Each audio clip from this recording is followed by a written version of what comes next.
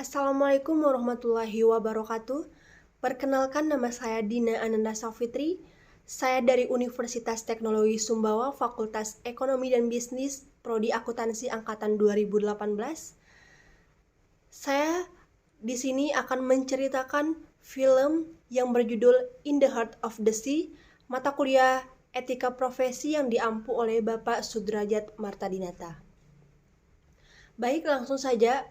Film yang berjudul In the Heart of the Sea ini menceritakan tentang kehidupan di tengah laut yang rilis pada tahun 2015. Suatu hari, pelaut handal yang bernama Owen Cis atau Tuan Cis memiliki seorang istri yang kini tengah hamil muda. Tuan Cis dijanjikan oleh pengusaha atau pemilik perusahaan minyak ikan paus untuk menjadi seorang kapten jika Tuan Cis bisa mendapatkan 1.500 barrel minyak. Akan tetapi, pengusaha atau pemilik perusahaan itu tidak menepati janjinya kepada Tuan Cis sehingga Tuan Cis sangat kecewa. Di ekspedisi selanjutnya, pengusaha atau pemilik perusahaan itu menjanjikan Tuan Cis untuk menjadi kapten ketika Tuan Cis bisa mendapatkan 2.000 barrel minyak. Tuan Cis bersama awak kapal lainnya berangkat di pagi hari untuk mencari ikan paus yang akan diolah menjadi minyak. Pada saat itu, yang menjadi seorang kapten yaitu Tuan Polar dan Tuan Nickerson sebagai nahkoda kapal dan bersama awak-awak kapal lainnya berangkat ke tengah lautan. Di perjalanan, Tuan Cis dan kapten atau Tuan Polar ini berdebat. Tuan Cis memberitahukan kepada awak-awak kapal lainnya aturan yang akan dijalankan selama mereka berlayar. Dan Tuan Cis juga mengumumkan kepada awak-awak kapal siapa saja yang akan ikut dengannya naik sekoci untuk menangkap ikan paus. Setelah beberapa hari mereka berlayar, mereka dihadapkan oleh badai sangat besar. Tuan Polar sebagai kapten memerintahkan kepada awak kapal untuk menerjang badai tersebut. Sehingga Tuan Polar tidak mempedulikan apa yang dikatakan oleh Tuan Cis.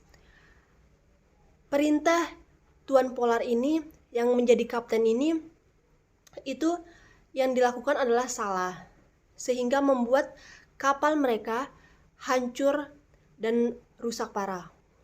Keesokan harinya mereka terus berlayar dan di tengah perjalanan mereka bertemu dengan ikan paus putih. Tuan Cis bersama awak-awak kapal lainnya berhasil menangkap ikan paus putih tersebut dan malam harinya diolah menjadi minyak. Mereka terus berlayar hingga sampailah mereka ke Ekuador dan bertemu dengan pelaut Spanyol. Pelaut Spanyol ini menceritakan kepada kapten atau Tuan Polar, di perairan atau di tengah Samudra Pasifik itu terdapat ratusan ikan paus, akan tetapi di sana sangat berbahaya. Tuan Polar atau kapten itu tidak mempedulikan apa yang dikatakan oleh pelaut Spanyol ini, sehingga Tuan Polar bersama awak-awak kapal lainnya berangkat menuju tengah Samudra Pasifik. Sesampainya mereka di sana, di tengah lautan Samudra Pasifik itu, mereka bertemu dengan ratusan ikan paus dan satu ikan paus raksasa. Ikan paus raksasa itu merasa terancam dan terganggu dengan keberadaan mereka di sana. Sehingga ikan paus raksasa ini mengganggu mereka. Akan tetapi Tuan Cis dan awak-awak kapal lainnya menyerang ikan paus raksasa itu.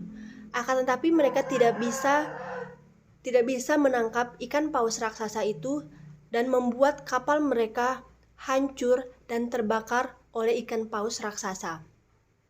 Akhirnya mereka hanya berlayar menggunakan skoci dan terdamparlah mereka di sebuah pulau.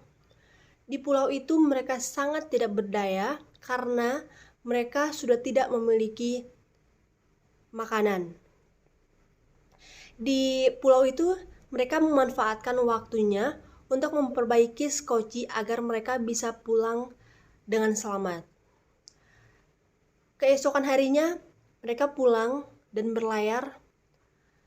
Di tengah samudera itu mereka juga diancam atau diserang oleh ikan paus raksasa itu.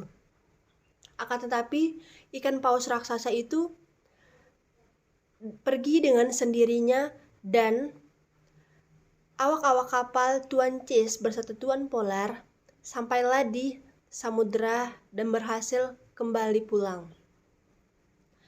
Di sana mereka disambut oleh masyarakat dan Tuan Cis disambut oleh istri dan seorang anaknya yang kini sudah berusia 1 tahun.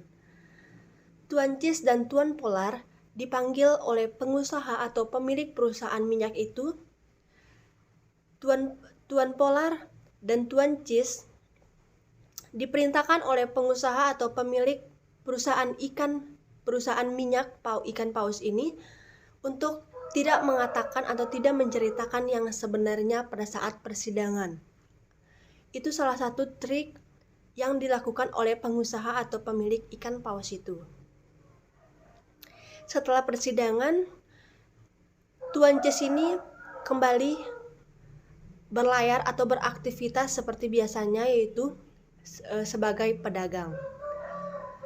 Baik, dari cerita film In the Heart of the Sea ini kita dapat petik 4 etika, yaitu yang pertama yaitu ada etika fraud, yang dimana etika fraud ini yang kita tahu yaitu tindakan kecurangan atau penipuan yang dilakukan oleh seseorang untuk merugikan orang lain.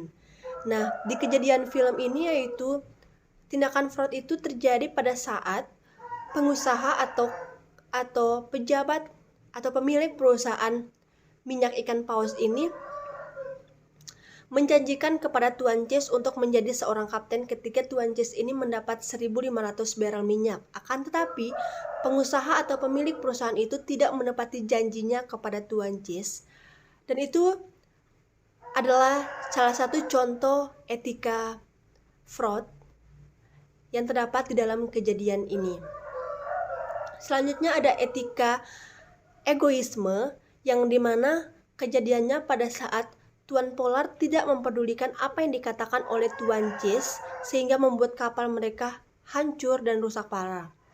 Selanjutnya, tindakan egoisme itu juga terjadi pada saat mereka bertemu dengan pelaut Spanyol, dan pelaut Spanyol itu memberitahukan bahwa di Samudra Pasifik itu sangat berbahaya. Akan tetapi, kapten atau Tuan Polar ini tetap pergi untuk menangkap ikan paus itu bersama awak-awak kapal lainnya. Selanjutnya ada pun etika kejahatan keraputi, yaitu terdapat pada kejadian pada saat pengusaha atau pejabat yang mengatakan bahwa yang berhak untuk menjadi seorang kapten yaitu berasal dari keturunan bangsawan. Akan tetapi Tuan Cis ini hanya berasal dari masyarakat biasa. Jadi itu salah satu contoh dari kejahatan keraputi yang dimana yang dilakukan oleh pejabat atau petinggi-petinggi untuk melakukan tindakan curang atau korupsi. Baik, untuk etika yang terakhir yaitu ada manajemen laba, yang dimana kejadian manajemen laba ini pada film In the Heart of the Sea ini terjadi pada saat mereka sudah kembali pulang dan Tuan Cis dan Tuan Polar bertemu dengan pengusaha pada saat persidangan itu. Pengusaha memerintahkan bahwa tidak mengatakan yang sebenarnya pada saat persidangan. Itu salah satu contoh etika manajemen laba agar investor yang bekerja sama dengan perusahaan minyak ikan paus itu tidak hilang atau bisa terus menjalin kerjasama. Jadi itu salah satu trik dari pengusaha atau pemilik perusahaan minyak ikan paus ini untuk tetap terus bekerja sama dengan investor itu. Mungkin itu saja dari saya. ada beberapa etika yang dapat kita petik dari film In the Heart of the Sea ini yang tidak patut untuk kita tiru. Nah, dari saya itu saja. Semoga bermanfaat untuk kalian semua. Saya pamit undur diri. Wabillahi taufiq wal hidayah. Wassalamualaikum warahmatullahi wabarakatuh.